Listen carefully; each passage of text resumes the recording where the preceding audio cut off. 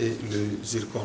Donc par rapport aux différentes manifestations qu'il y a eu donc, à Niafran, et ensuite il y a 2 ans de cela également par rapport aux événements qui sont passés à Bofa Bayotte. Donc tout cela donc, nous interpelle en tant que citoyens, mais nous interpelle aussi en tant que fils de la Casamance pour mieux faire comprendre d'abord ces différentes exploitations-là, ensuite voir quelles sont les solutions appropriées qu'on pourrait apporter pour que de pareils événements ne puissent plus se reproduire.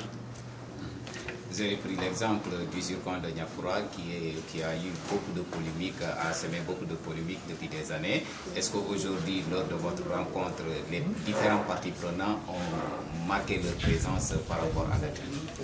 Oui, on a d'abord suivi une brillante conférence du professeur Bonouatine de l'université Assane Seck. Et au sortir, bien entendu, maintenant de cette conférence, nous allons nous répartir en atelier pour mieux approfondir ce qu'il nous a enseigné.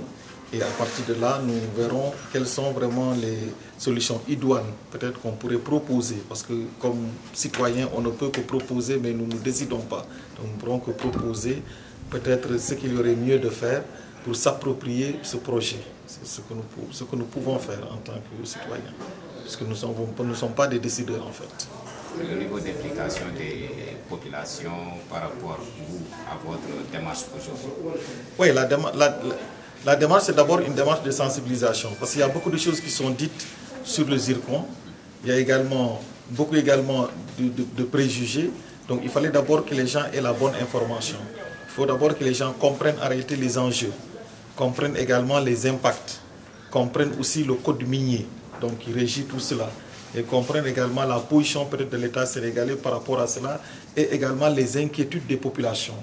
C'est tout cela qui permettrait maintenant de voir donc, le niveau d'abord de compréhension, le niveau d'analyse, et en fonction bien entendu maintenant de cela, qu'est-ce qu'il faudrait, quelle est la démarche la mieux appropriée qu'il faudrait maintenant adopter, qu'est-ce que l'État doit faire et qu'est-ce qu'également les populations doivent faire pour qu'on puisse maintenant s'approprier ce projet-là. C'est ça en réalité notre objectif. Et vous avez parlé de la forêt aujourd'hui. Le Sénégal pointe le doigt sur la Gambie. Et aujourd'hui, vous étant aujourd'hui de la société civile, quelle sera votre démarche pour au moins raffermir les liens entre les deux peuples? Oui, la forêt, on en parlera surtout demain. C'est surtout demain parce qu'un atelier de 2 jours, nous parlerons surtout de la forêt demain avec le colonel Babacar Dione, donc l'inspecteur régional des eaux et forêts et chasse. C'est lui surtout qui va nous entretenir de cela et pour voir également, parce que ça pose également de sérieux problèmes et on verra après maintenant qu'est-ce qu'il ferait vraiment lieu de faire par rapport à cela.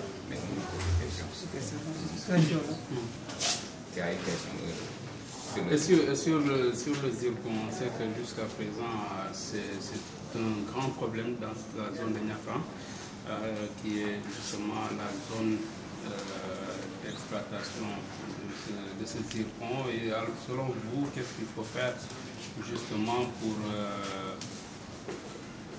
rationaliser ou bien pour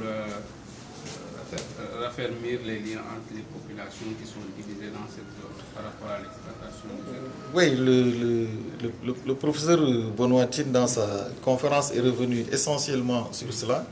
D'abord lister les différents problèmes, d'abord faire l'historique en général du zircon en commençant par Diogo, donc dans la région de Thiès, pour voir maintenant ensuite ici particulièrement en Casamance et surtout voir quels sont les impacts de ce zircon sur l'environnement.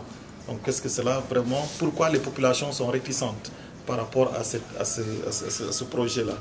Et voir également qu'est-ce que maintenant il faudrait concrètement faire.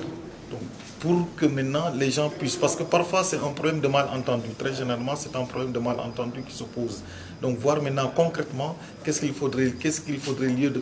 y a lieu de faire, qu'est-ce que l'État peut faire pour faciliter un peu cela et quelle est également l'attitude également des populations, qu'est-ce que les populations doivent faire pour qu'elles puissent maintenant s'approprier alors ce projet. Parce que comme vous le dites, il y a de sérieux problèmes, il y a beaucoup de manifestations, il y a également beaucoup de non-dits, mais il faudrait nécessairement que les gens puissent s'asseoir, qu'on puisse écouter les uns et les autres, prendre en charge également les préoccupations des uns également et des autres, pour voir maintenant concrètement comment cette exploitation pourrait se faire sans pour autant maintenant porter préjudice à la population et pour qu'également l'État puisse aussi y gagner.